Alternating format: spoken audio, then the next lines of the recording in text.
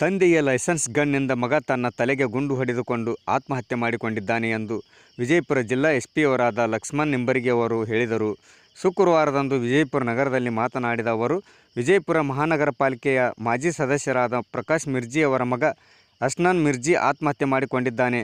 ಕಳೆದ ಹಲವು ದಿನಗಳಿಂದ ಮಾನಸಿಕ ಒತ್ತಡದಿಂದ ಅಸ್ನಾನ್ ಬಳಲುತ್ತಿದ್ದ ಎಂದು ಪ್ರಾಥಮಿಕ ವರದಿಯಲ್ಲಿ ಲಭ್ಯವಾಗಿದೆ. ಇನ್ನೂ ಹೆಚ್ಚಿನ ತನಿಖೆಯನ್ನು ಪೊಲೀಸರು ಕೈಗೊಂಡಿದ್ದಾರೆ ಎಂದರು. ವರದಿ ಶರಣು ಕಾಟ್ಕರ್, ವಿಜಯಪುರ. ಶಿಕಾರಿ ಕಾಲೋನಿಯಲ್ಲಿ ಪ್ರಕಾಶ್ ಮಿರ್ಜಿ ಅನ್ನುವರ ಮಗನಾದಂಥ ಅಶ್ವಿನ್ ಪ್ರಕಾಶ್ ಮಿರ್ಜಿ ಸುಮಾರು 23 ವರ್ಷ ವಯಸ್ಸು.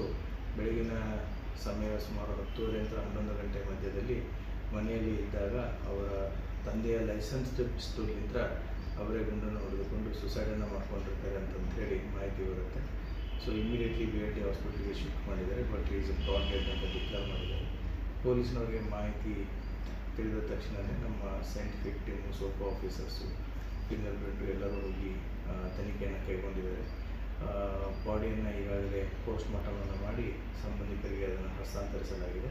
ಪ್ರಕರಣವನ್ನು ದಾಖಲಿಸಿಕೊಂಡು ಮುಂದಿನ ತನಿಖೆಯನ್ನು ಕೈಗೊಳ್ಳಲಾಗಿದೆ. ಸೊ ಅವರ ಹೇಳಿರೋ ಪ್ರಕಾರ, ಪ್ರಾಥಮಿಕ ಮಾಹಿತಿ ಆಧಾರದ ಪ್ರಕಾರ ಅವರು ಕಳೆದ 1 ರಿಂದ 2 ವರ್ಷದಿಂದ ಸ್ವಲ್ಪ ಮಾನಸಿಕವಾಗಿ ಕುಗ್ಗಿದ್ರು ಅಂತ ಹೇಳ್ತಾರೆ. ಅದು ಸುಮಾರು 1 ತಿಂಗಳ ಮುಂಚೆನೂ ಕೂಡ ಅವರು ವೇನ್ಸನ್ನು ಕಟ್ ಮಾಡ್ಕೊಳ್ಳೋದಕ್ಕೆ ಪ್ರಯತ್ನ ಪಟ್ಟಿದ್ರು ಅನ್ನುವಂಥ ಒಂದು ಮಾಹಿತಿ ಕಂಡು ಬಂದಿದೆ. ಪ್ರತಿಯೊಂದು ಅಂಶವೂ ಕೂಡ ತನಿಖೆಯಲ್ಲಿ ಗೊತ್ತಾಗುತ್ತೆ. Thank you sir. ಅವರು ಅದನ್ನು ಎಲ್ಲೋ ಟ್ರೆಜರಿ ಮುಚ್ಚಿಟ್ರು ಹುಡುಕಿ ತೊಗೊಂಡು ಹೋಗಿ ಬಾಕಲ ಹಾಕ್ಕೊಂಡು ಡೋರ್ ಲಾಕ್ ಮಾಡಿಕೊಂಡು ಬೆಡ್ರೂಮಲ್ಲಿ ಹೋಗಿ ಅವನು ಸ್ವತಃ ತನ್ನ ಕೈಯಿಂದನೇ ಫೈರ್ ಮಾಡಿಕೊಂಡಿದ್ದಾನೆ. ಇದು ಭಾಳ ವ್ಯಥೆಯ ಸಂಗತಿ ಮತ್ತು ದುಃಖಕರವಾದಂಥ ಸಂಗತಿ. ಯಾಕೆ ಮಕ್ಕಳು ಬೆಳೆಯುವಂಥ ಸಂದರ್ಭದಲ್ಲಿ ಈ ರೀತಿ ಅದು ಎಜುಕೇಟೆಡ್ ಹುಡುಗರು ಹೋಗಿದ್ದು ಕೂಡ ಇದೊಂದು ಸಮಾಜದಲ್ಲಿ ಭಾಳ ಆತಂಕಕಾರಿಯಾದಂಥ ಸಂಗತಿಯನ್ನು ಈ ಸಂದರ್ಭದಲ್ಲಿ ಹೇಳ್ತೀನಿ. ಒಂದು ದುಃಖವನ್ನು ವ್ಯಕ್ತಪಡಿಸ್ತೇನೆ. ಏನು ಅದು ಅರ್ಥ ಆಗಿಲ್ಲ. ಅದೇ ಕೇಳಿದೆ ಇಲ್ಲ, ನಿನ್ನೆನ ಏನು ಅಂದ್ರೆ ಗಲಾಟೆ ಕಿರಿಕಿರಿ ಜಗಳ ಏನೂ ಇರಲಿಲ್ಲ ಮನೆಯಲ್ಲಿ. ಯಾವಾಗಾರ ಒಂದು ಸಲ ಈ ರೀತಿ ಇದು ಮಾಡ್ಕೊಂಡು ಡಿಪ್ರೆಸ್ಗೆ ಹೋಗ್ತಿದ್ದ ಅನ್ನುವಂಥದ್ದು ಸ್ವಲ್ಪ ಅವರು ವ್ಯಕ್ತಪಡಿಸಿದ್ರು.